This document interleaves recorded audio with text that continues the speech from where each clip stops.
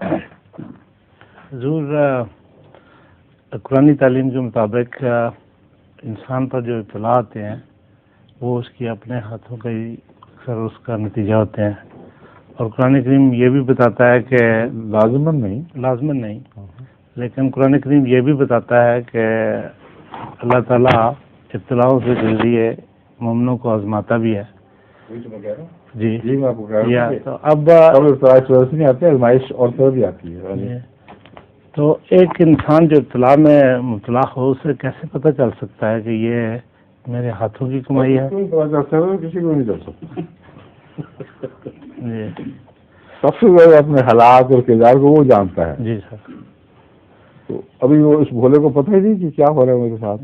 بس grey areas آ جاتے ہیں، گرے ایریاز، اس میں گرے ایریاز دماغ میں ہوتے ہیں. جی گرے سیلز میں. جی بات صاف ہے، پچھانا چاہے قرآن کریم اللہ تعالیٰ واضح طور پر یہ اعلان فرماتا ہے، الانسان علی نفسہ بصیرۃ بل الانسان علی نفسہ بصیرۃ ولو القی معاذیرہ.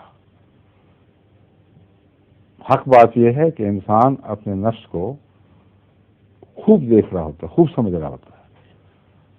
ولو القی معاذیرہ، اور کتنے بڑے بڑے عذر تلاش کر کے لائے اور پیش کرے کہ نہیں یہ بات یوں تھی، یوں نہیں تھی، یا میری نیت یہ تھی، مگر فی الحقیقت ہر انسان اپنے نفس کی کنوں کو سمجھتا ہے. کہاں سے نیت اٹھی، کس رنگ میں اٹھی، کیا سوچ کر اٹھی، یہ ساری باتیں انسان علم میں ہوتی ہیں.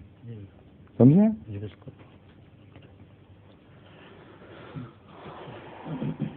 ظہور مہدی آخر